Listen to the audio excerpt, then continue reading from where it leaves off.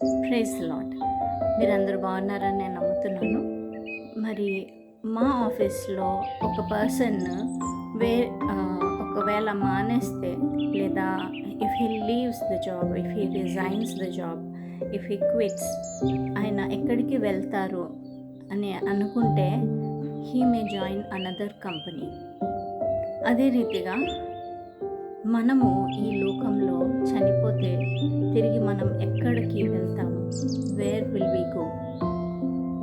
There is an eternal heaven and eternal hell. పరలోకము, నరకము అనేది ఉంది. సో మనం ఎక్కడికి వెళ్తాము అనేది ఎవరి మీద ఆధారపడి ఉంది అంటే మన విశ్వాసము మీద. మనం ఎవరి మీద విశ్వాసం ఉంచుతున్నాము? మన క్రియల మీద. అయితే మన యేసయ్య మన కొరకు చనిపోయారు. ఆయన ద్వారా మాత్రమే మనకి ఆ పరలోకానికి చేరుకునే ఆ అవకాశము, ఆ భాగ్యము దొరుకుతుంది.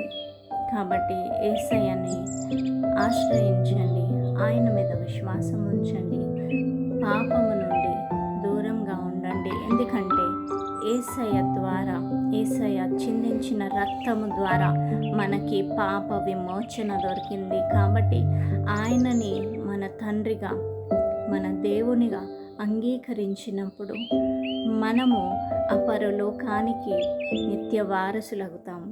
ఆమేన్. దేవుడు మీ అందరితో మాట్లాడారని నేను నమ్ముతున్నాను. May God bless you all. Praise lord.